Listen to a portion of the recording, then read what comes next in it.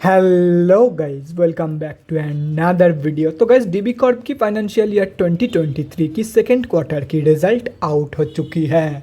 तो गाइस, इस वीडियो में हम लोग यही देखेंगे कि कंपनी ने सितंबर 2022 की क्वार्टर में कैसी परफॉर्म की है, क्या क्या पॉइंट्स इंप्रूव हुई है एंड कहाँ कहाँ पे कंपनी ने डिटोरिएट की है, और कंपनी के फंडामेंटल्स भी चेक करेंगे और समझेंगे कि क्या ये कंपनी पैसे लगाने लायक है या नहीं। एंड उसके साथ साथ हम लोग कंपनी के टेक्निकल्स के बारे में भी डिस्कस करेंगे।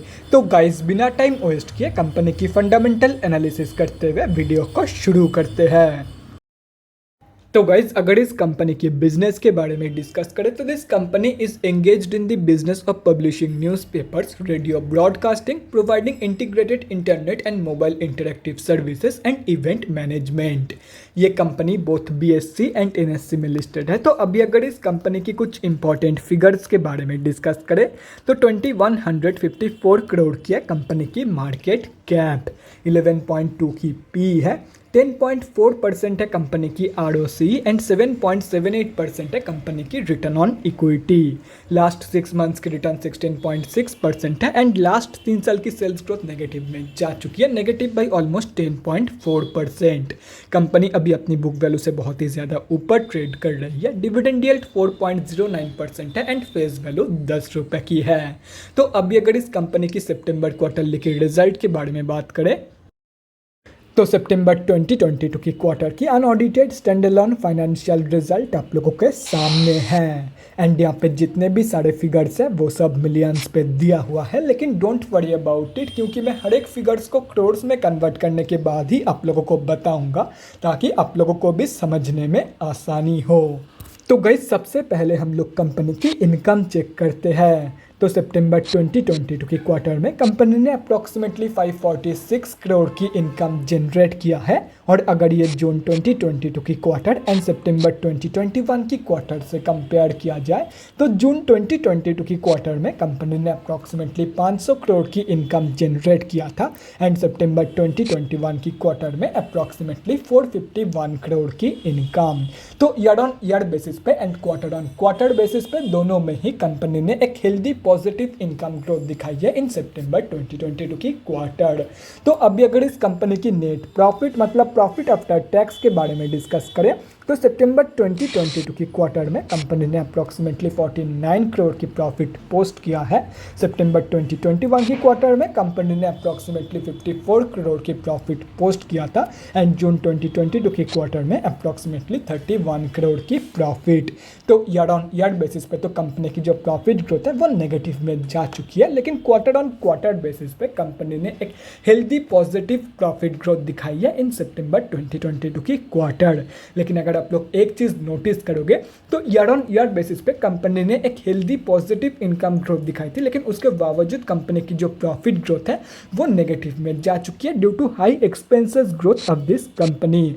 मतलब ईयर ऑन ईयर बेसिस पे कंपनी की जितना इनकम ग्रो करी है उससे कहीं ज़्यादा कंपनी की एक्सपेंसेस ग्रो करी है एंड इसी रीज़न की वजह से कंपनी की प्रॉफिट ग्रोथ नेगेटिव में जा चुकी है। मतलब कंपनी की जो प्रॉफिट मार्जिन है वो भी रिड्यूस हुई है in year on year basis. And अगर क्वार्टर ऑन क्वार्टर बेसिस की प्रॉफिट मार्जिन के बारे में डिस्कस करें तो ईयर ऑन ईयर बेसिस की प्रॉफिट मार्जिन तो रिड्यूस हुई है, लेकिन क्वार्टर ऑन क्वार्टर बेसिस पे कंपनी की जो प्रॉफिट मार्जिन है वो इंक्रीज हुई है स्लाइटली, जैसे कि यहाँ पे आप लोग देख सकते हो। और रही बात कंपनी की ईपीएस की मतलब अर्निंग्स पर शेयर की, तो जो कंपनी की ईपीएस की ग्रोथ है वो भी कंपनी की profit and profit margin growth की तरह ही है।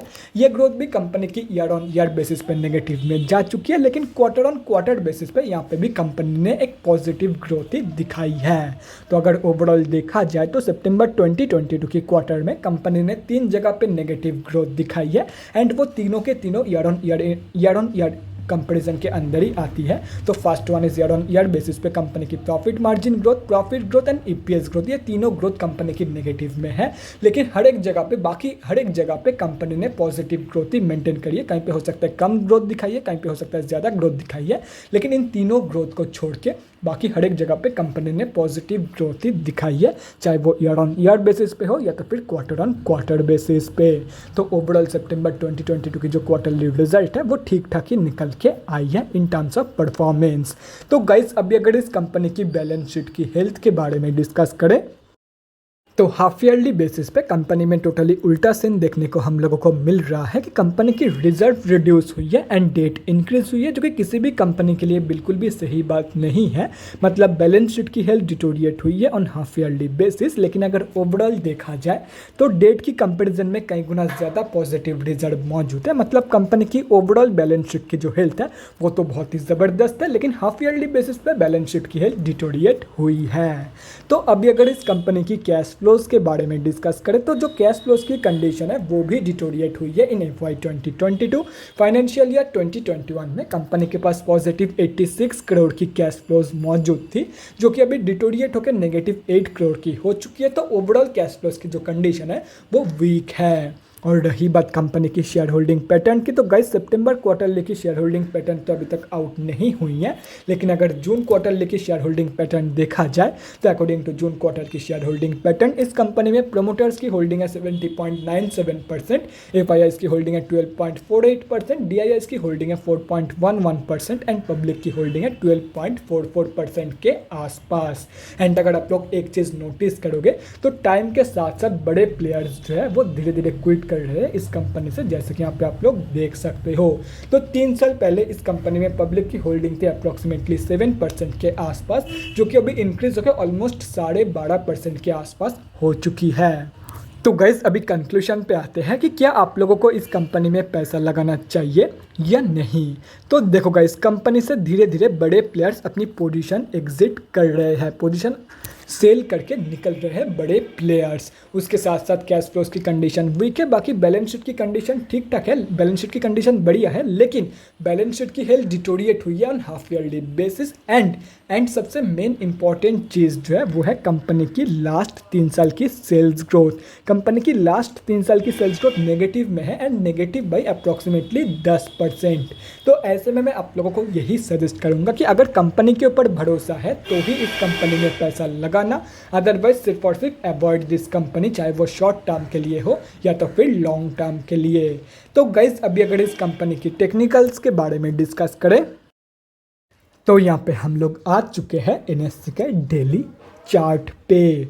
तो गाइज सबसे पहले हम लोग ये समझते हैं कि कंपनी में अभी चल क्या रहा है। तो गाइज कंपनी अभी अपनी 200 की मूविंग एवरेज से ऊपर ट्रेड कर रही है, मतलब कंपनी अभी ऑफिशियली अप ट्रेंड में है। एंड अगर देखा जाए तो अभी ये कंपनी पिछले ऑलमोस्ट 1 महीने से एक ही पैटर्न के अंदर ट्रेड कर रही है। तो अभी अगर इस कंपनी में फ्रेश एंट्रीज के बारे में बात करें तो सबसे पहले हम लोग स्विंग ट्रेडर्स के बारे में डिस्कस करते हैं। तो guys simply wait for the breakout of this pattern की ब्रेकआउट के बाद जब ये कंपनी रिट्रेसमेंट देगी, रिट्रेसमेंट के बाद आप लोग 157 रुपीज़ के टारगेट के लिए एक बहुत ही बढ़िया स्विंग ट्रेड प्लान कर सकते हो। एंड आप लोगों का स्टॉप लॉस रहेगा अप्रॉक्सीमेटली 105 रुपये से लेके 110 रुपये के बीच में।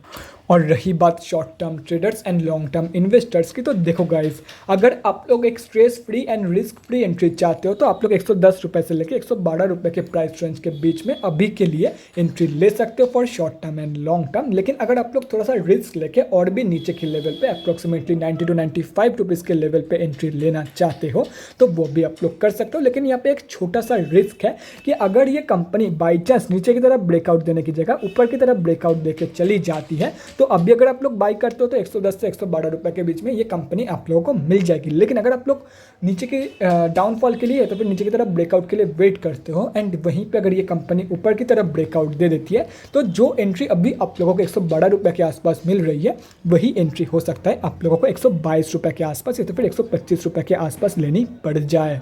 तो अगर आप लोगों को लगे कि रिस्क लेना वर्थ इट है तो ही वेट करना, अदरवाइज आप लोग इस सपोर्ट बेस के आसपास भी इस कंपनी में एंट्री प्लानिंग कर सकते हो for both short term and long term. बाकी के इंपॉर्टेंट लेवल्स या तो फिर सेकंड टारगेट आप लोगों के सामने है, तो अगर आप लोग चाहते हो तो स्क्रीनशॉट लेके रख सकते हो, कहीं पे नोट डाउन करना चाहते हो तो वो भी आप लोग कर सकते हो। तो guys that's it for this video, अगले वीडियो में मिलते हैं गाइज। Thanks for watching. और गाइज अगर आप लोगों के मन में कोई भी डाउट या क्वेरी रहती है स्टॉक मार्केट या किसी भी स्टॉक से रिलेटेड तो कमेंट सेक्शन में कमेंट करके मुझसे पूछ सकते हो, या तो फिर मेरे इंस्टाग्राम का लिंक आप लोगों को डिस्क्रिप्शन बॉक्स में मिल जाएगा, जाके वहाँ पर भी मुझे DM कर सकते हो for an 1-on-1 conversation. Thanks again for watching guys, bye guys and definitely guys stay safe.